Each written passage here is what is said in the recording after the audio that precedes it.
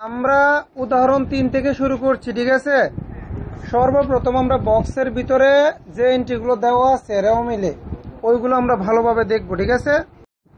আচ্ছা, এখানে বলছে আমার পরীক্ষা কিন্তু এইভাবে আসবে, একবারে সেম এইভাবে একটা বক্স দিবে, ঠিক আছে। বলছে অর্পণ ট্রেডার্সের 2017 সালের 31শে ডিসেম্বর তারিখে সমাপ্ত বছরের জন্য বিশদ আয় বিবরণী, মালিকানা সত্ত্বে পরিবর্তন বিবরণী এবং উক্ত তারিখে আর্থিক অবস্থার বিবরণী প্রস্তুত করো। আচ্ছা, আমরা পড়লাম এখানে 31শে ডিসেম্বর 2017, এই বিষয়টা কিন্তু মাথায় রাখতে হবে যে উপরে যেটা থাকে তারিখটা খুবই ইম্পর্টেন্ট, কারণ এটা অনেক সময় বছরের শুরু থেকে শুরু হয়, অনেক সময় বছরের কি অর্ধেকে গিয়ে শেষ হয়, আবার অনেক সময় ডিসেম্বরে গিয়ে শেষ হয়। এই বিষয়টা মাথায় রাখতে হবে। আচ্ছা, এটা আমরা ডিসেম্বরে গিয়ে শেষ হচ্ছে, মানে সম্পূর্ণ 1 বছর। কত বছর? 1 বছর। আমরা আগে এন্ট্রিগুলা, আমরা যখন প্রশ্নটা হাতে নিব সর্বপ্রথম আগে এন্ট্রিগুলা দেখবো। কোনগুলা? এন্ট্রিগুলাকে আমরা দেখবো কোনটা কোথায় বসে, তাহলে দেখবো আমার আনসার করতে কিছুক্ষণ লাগবে। প্রয়োজনে লিখে ফেলতে পারবো আমরা, মানে অক্ষরের মার্ক দিয়ে আমরা বলে ফেলবো এটা বিশুদ্ধ বিবরণীতে, এটা চলতি বিবরণী, মানে সাইড এখানে লিখে ফেলবা, তাহলে তোমার অঙ্কটা করতে সুবিধা হবে। দেখেন, মজুত পণ্য কোথায়? বিক্রিত পণ্যের ব্যয়, এই যে বি লিখে রাখতে পারো তোমার সুবিধার্থে। বিক্রিত পণ্যের ব্যয় বসে। ক্রয় আর বিক্রয়, এটাও বিক্রিত পণ্যের ব্যয় বসে, আর একটা কি শুধু বিক্রয়ে বসে। কোথায়? বিক্রয়। ডক চার্জ ওই বিক্রিত পণ্যের ব্যয়, বা তুমি একটা সাইন তৈরি করে নিবা কোনটা কি। আন্তঃপরিবহন ওই সেম বিক্রিত পণ্যের ব্যয়। বই পরিবহন হচ্ছে মানে পরিচালন ব্যয়। এরপরে তাকাও, এখানে তাকাও, কমিশন প্রাপ্তি, আমি বলতাম সকল প্রকার প্রাপ্তি কোথায়? অন্যান্য আয়, অন্যান্য আয় কুণ্ঠস্থ লিখে রাখতে পারো যে আয়। তারপরে মনে করো বেতন, এই যে লিখে রাখতে পারো পরিচালন ব্যয়। বিজ্ঞাপন পরিচালন ব্যয়। বিনিয়োগ, এটা হচ্ছে বিনিয়োগী, এটা কি ওই দীর্ঘমেয়াদী, মানে দিয়ে লিখতে পারি আমরা, ঠিক আছে। দীর্ঘমেয়াদী বিনিয়োগ, বা যে সাইন ইউজ করো আর কি, ট্রিক্স ফলো করে লিখতে পারো, বা না লিখলে নাই। এরপরে যেটা বলছে তোমার হাতে নগদ হচ্ছে চলতি সম্পদ চ। এরপরে দেনাদার পাওনাদার, এই দেনাদারটা হচ্ছে কি চলতি, পাওনাদারটা হচ্ছে কি এটা চলতি দায়, মানে চ। তারপরে এখানে দায় লিখে রাখতে পারো, ঠিক আছে। That's it. এরপরে বলছে কোনটা? লিসেন, আমদানি শুল্ক, এটা হচ্ছে কি বিক্রিত পণ্যের ব্যয়। মণিহারি পরিচালন ব্যয়। অফিস খরচ পরিচালন ব্যয়। বিদ্যুৎ খরচ পরিচালন ব্যয়। উত্তোলন মূল্য, এটা মালিকানা সত্ত্ব, এটা কিসে? বিক্রয় ফেরত, ওই বিক্রয় ফেরত তো কই যাবে? একটা যাবে বিক্রয় থেকে মাইনাস, আর এটা কি ক্রয় থেকে মাইনাস। মানে তুমি বিভিন্ন ইন্ডিকেট করতে পারো, যে এই পাশে জায়গা, আমাদের মনে করে যে এই পাশে জায়গা থাকবে, এই পাশে জায়গা থাকবে, তুমি যেভাবে ইঙ্গিত করে রাখতে পারো, তাহলে তোমার অঙ্কটা দ্রুত হবে। ব্যাংক জমাতিরিক্ত, একটু আগে বললাম না, ব্যাংক জমাতিরিক্ত হচ্ছে চলতি দায়, চলতি, তার যদি কোনো সুদ থাকতো সেটাও কি চলতি দায়। এই যে আছে, নিচে আছে, দেখেন এখানে দেখাও, এখন আপাতত ডিসপ্লে দেখো, ব্যাংক জমাতিরিক্ত চলতি দায়, ব্যাংক জমাতিরিক্ত সুদও কি চলতি দায়। বার্তা প্রদান, এটা কিন্তু ওই কারবারি বার্তা না, এটা বিক্রয়ের বার্তাও না, এটা ক্রয়ের বার্তাও না, এটা ডাইরেক্ট বার্তা। বিক্রয় আর ক্রয়ের বার্তা হইলে বলে দিবে কারবারি বার্তা, নাম কি? তাহলে এটা হচ্ছে ডাইরেক্ট বার্তা। ডাইরেক্ট বার্তা মানে আমি কারো কাছে টাকা পাই, টাকাটা ছাড় দিলাম, বা আমার কাছে কেউ টাকা পায়, টাকাটা ছাড় দিল। বার্তা যদি আমি কাউকে দেই, এটা নাম হচ্ছে বার্তা প্রদান। বার্তা প্রদান কোথায় বসে? আমাদের লিস্টে কিন্তু আছে, পরিচালন ব্যয় কোথায় বসে, আর বার্তা প্রাপ্তি কোথায় বসে? অন্যান্য আয়ে। বিষয়গুলো মাথায় রাখতে হবে। যন্ত্রপাতি আসবাবপত্র কোথায়? স্থায়ী সম্পদ। এবং বিনিয়োগের সুদ, এই যে বিনিয়োগের সুদ কিন্তু দুই জায়গায় বসে, একটু আগে পড়ে আসছি, একবার বসবে চলতি সম্পদে, আর একবার বসবে অন্যান্য আয়ে। আচ্ছা, এবার তোমরা একটু লক্ষ্য করো, আমাকে একটু ফলো করো। এই যে সম্পূর্ণটা বললাম সর্বোচ্চ 1 থেকে 2 মিনিট লাগছে, বেশি সময় লাগছে। এরপরে আমরা নিচেরটা বলবো, আমি একটু বলি তোমাদের অঙ্ক কিভাবে সহজ হয়, একটা অঙ্ক ভুল হবে না।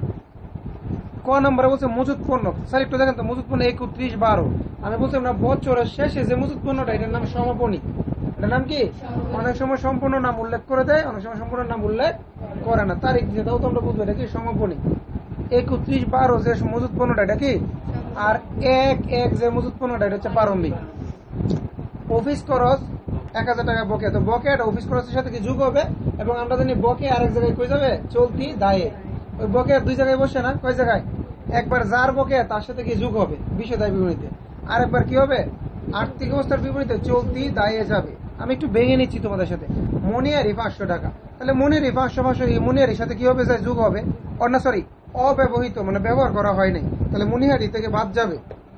অব্যবহৃত মানে কি, মণিহারি বেশি। মণিহারি চিনো?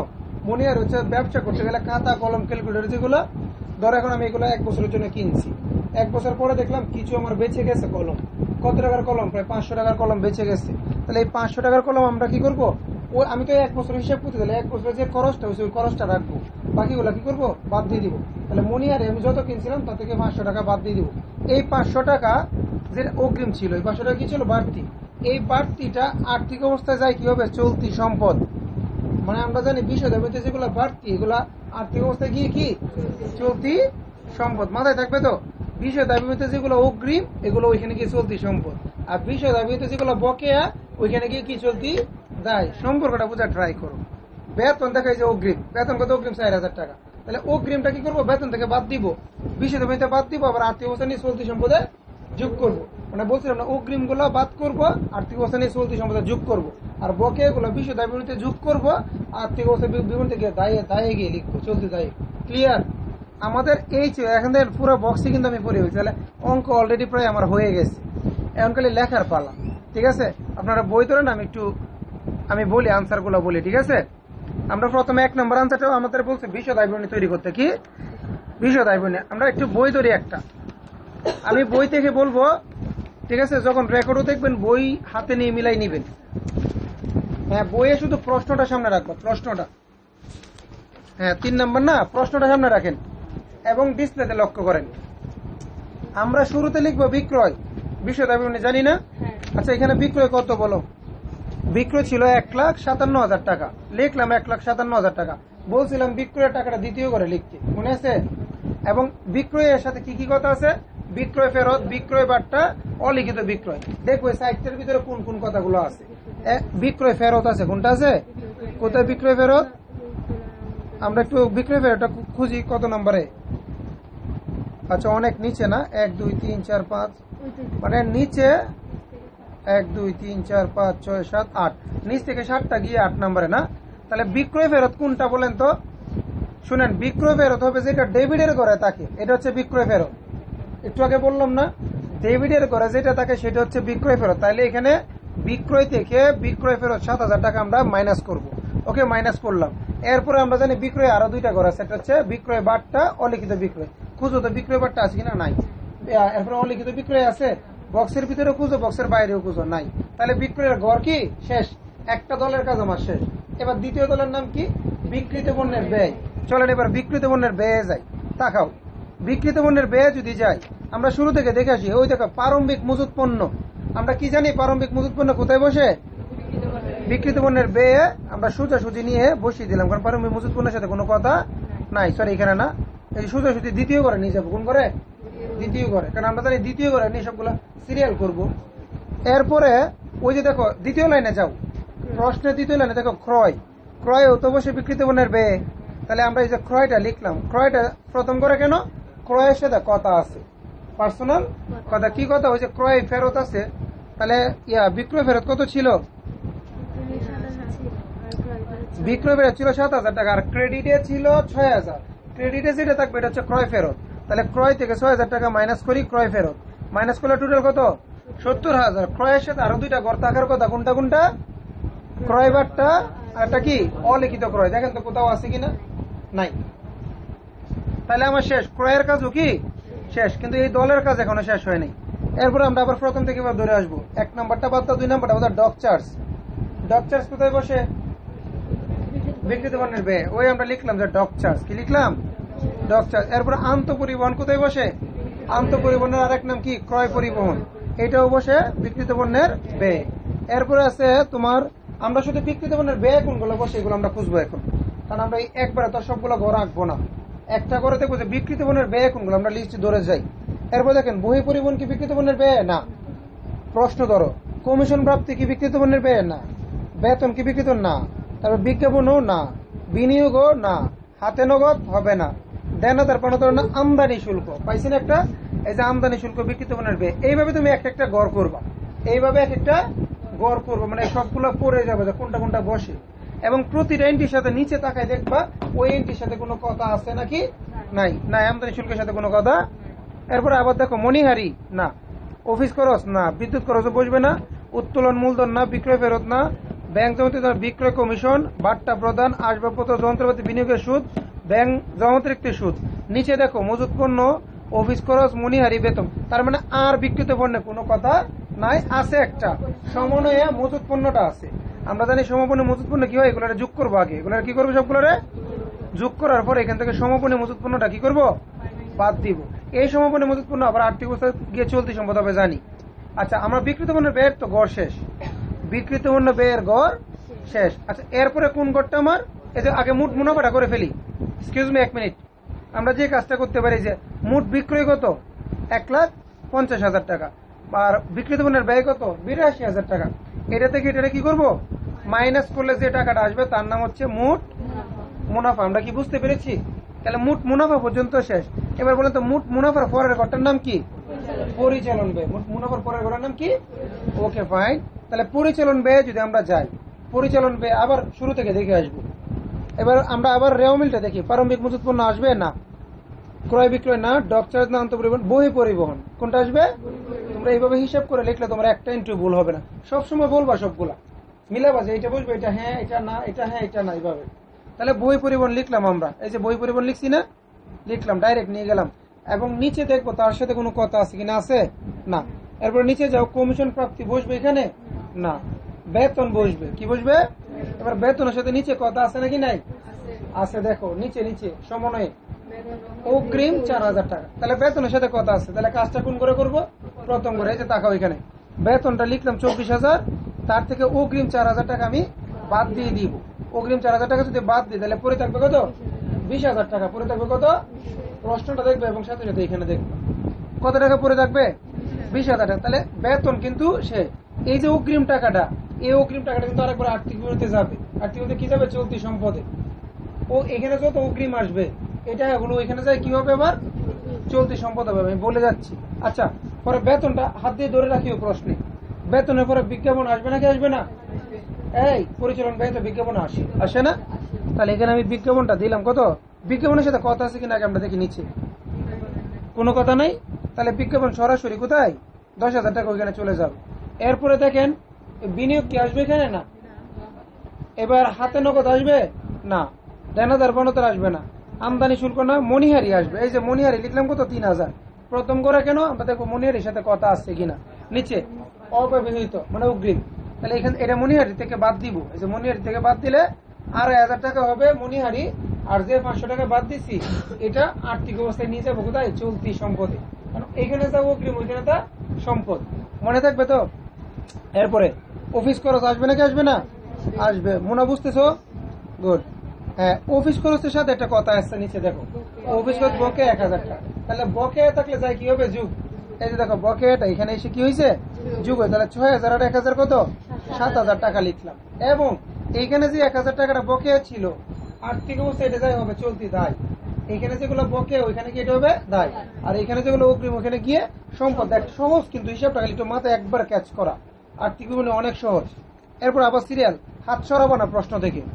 অফিস খরচের পরে কি বিদ্যুৎ খরচ আসবে নাকি আসবে না, আসবে, সরাসরি কোনো কথা নাই তার সাথে। এরপরে দেখি তো আবার যে উত্তোলন আসবে না, বিক্রয় এগুলো না, ব্যাংক জমাতিরিক্ত না, বিক্রয় কমিশন। হ্যাঁ, বিক্রয় কমিশন কয়টা আছে দেখো তো, একটাই আছে। কোথায় আছে, ডেবিটে।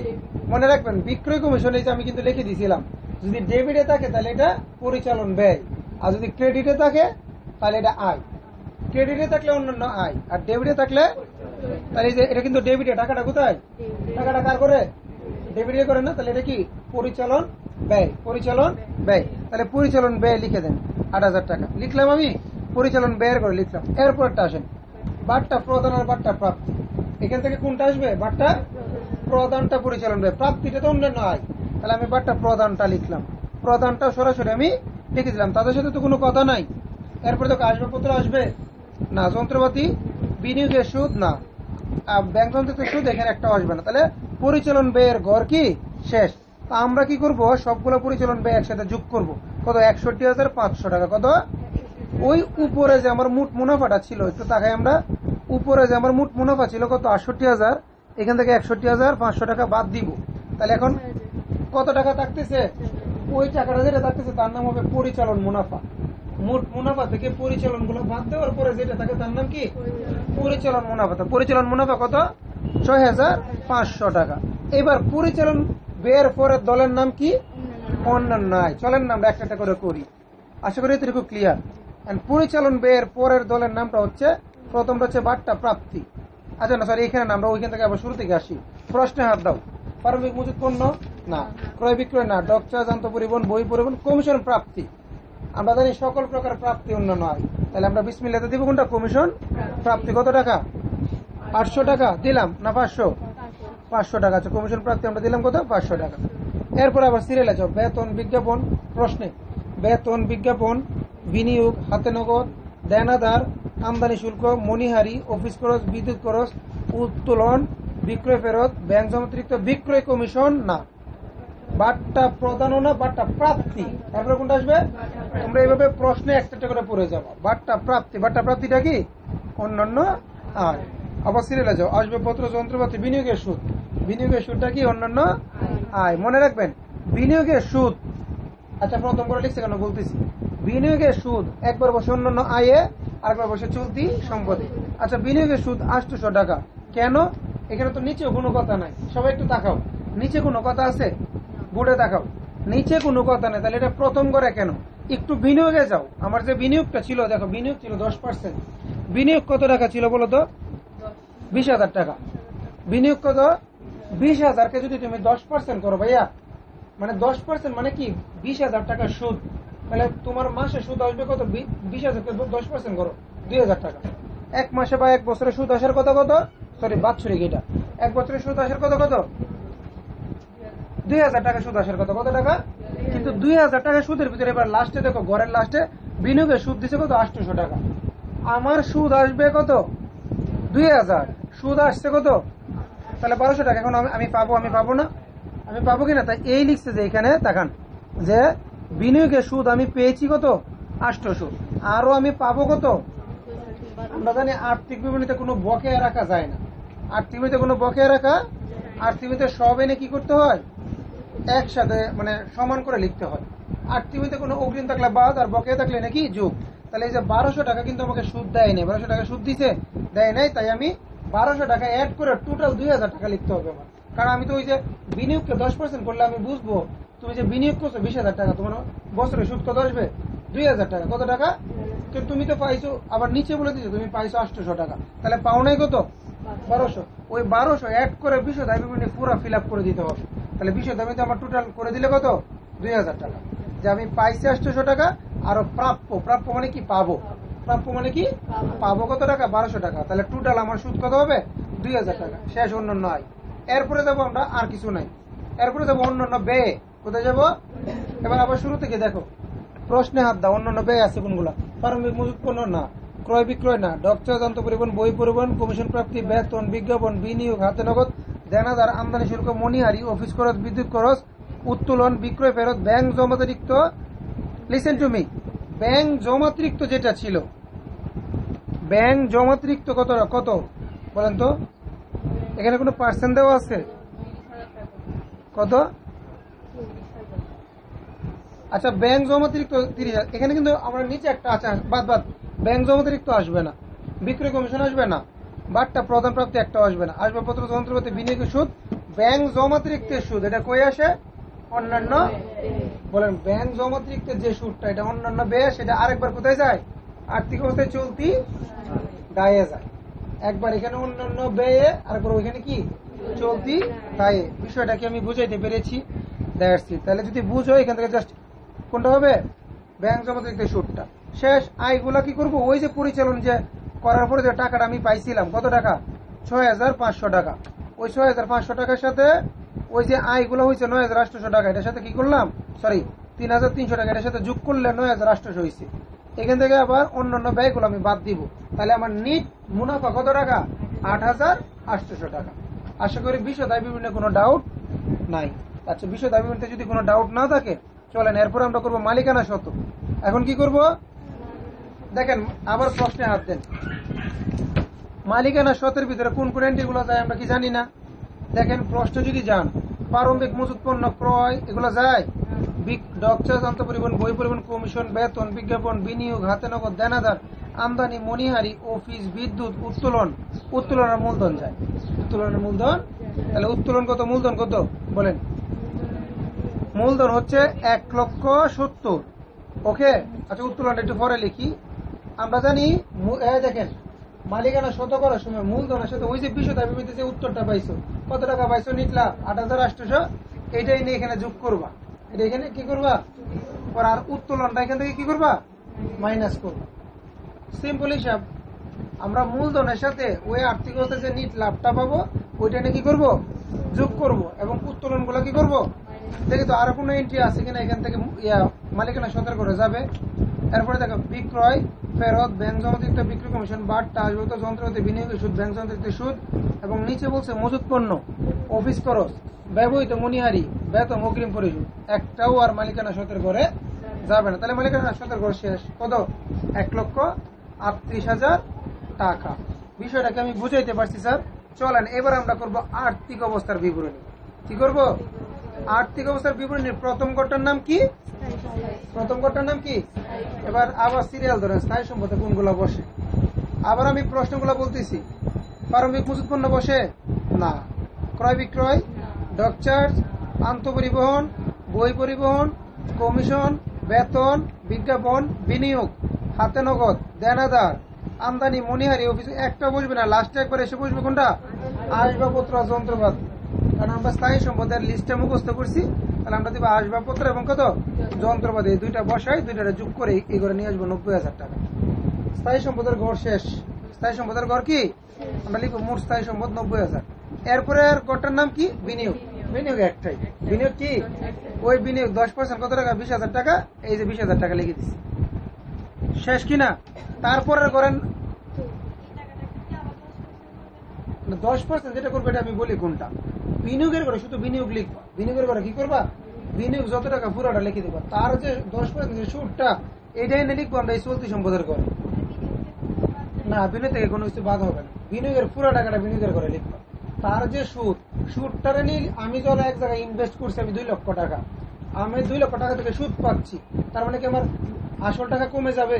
তাহলে আসল তো 2 লাখই থাকবে, কথা ঠিক আছে? তাহলে বিনিয়োগের টাকাটা সম্পূর্ণটা বসবে। বসার পরে এবার বিনিয়োগের ঘর শেষ। এরপরে ঘরের নাম কি, চলতি সম্পদ। আসেন চলতি সম্পদে আবার আমরা লিস্টগুলো দেখি।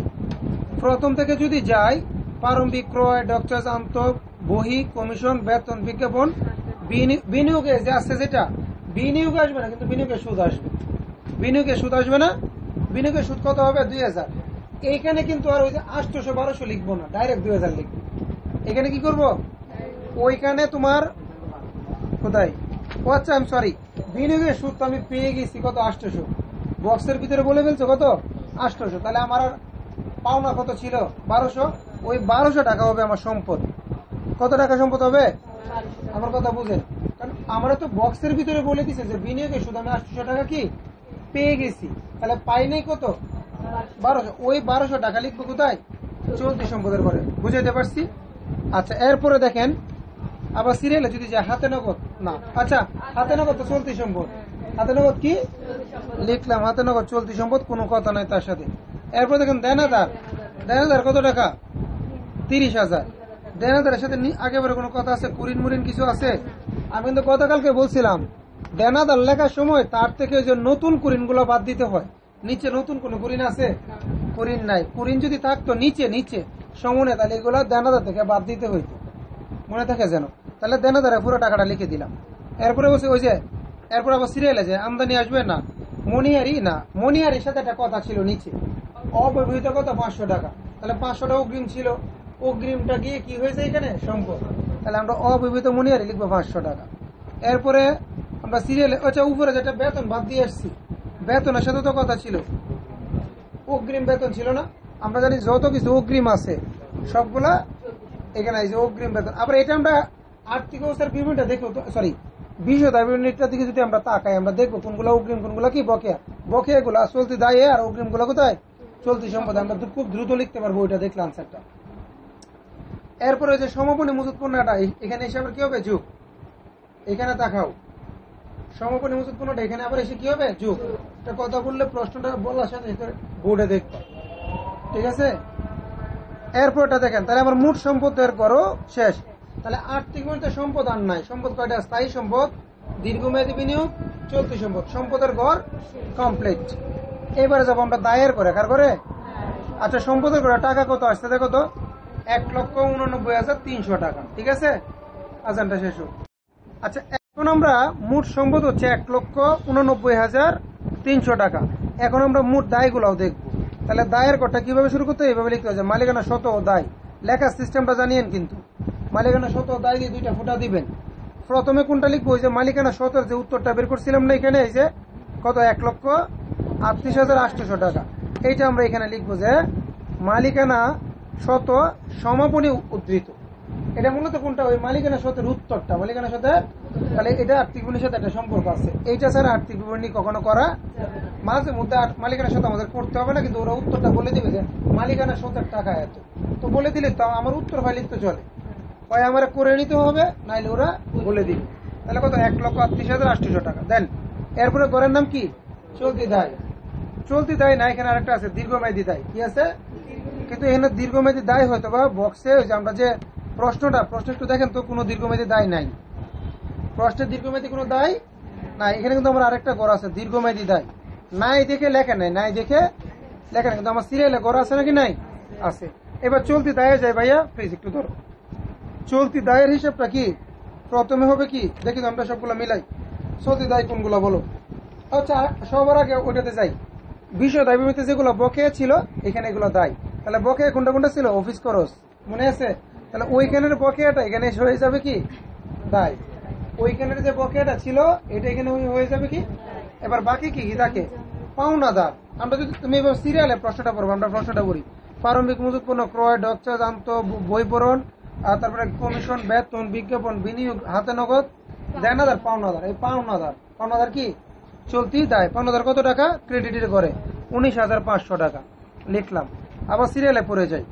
আমদানি, মণিহারি, অফিস, বিদ্যুৎ, উত্তোলন, বিক্রয়, ব্যাংক জমাতিরিক্ত। আমরা জানি ব্যাংক জমাতিরিক্ত যেটা, এটা কি একটা চলতি দায়। চলতি কি দায় কত? 30,000 টাকা। এরপরে বলছে আমার ব্যাংক জমাতিরিক্ত সুদ কত? সুদটা এখানে দেয় নাই, কোথায়?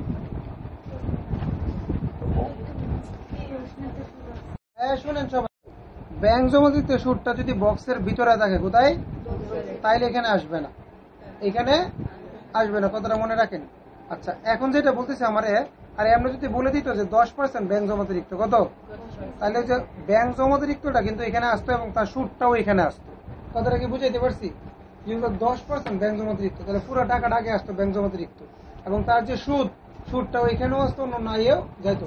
কিন্তু যদি বক্সের ভিতরে বলে দেয় তাহলে সেটা কি এখানে আসবে না, মনে থাকবে তো? That's it. এরপরে কি বলছে স্যার আমরা একটু দেখি। তাইলে এখানে পাওনাদার আসছে, ব্যাংক জমাতিরিক্ত আসছে, এবং কি অফিস খরচ বকেয়া আসছে। আসার পরে মামুন দেখো সবগুলোর আমরা যোগ করবো কত? 50,500। তাহলে যে আগে এখানে সমাপনী ছিল 38,000, এই দুইটা যদি আমরা যোগ করি কত হবে? 1,89,300। দেখো তো আগের উত্তরের সাথে মিলছে কিনা। আর্থিক বিবরণী একটা বিষয় মনে রাখবেন, নিচের উত্তর এই সুমাইদা, মানে দায়ের উত্তর এবং কি সম্পদের উত্তর সমান হবে, নাহলে অঙ্ক ভুল। ক্লিয়ার?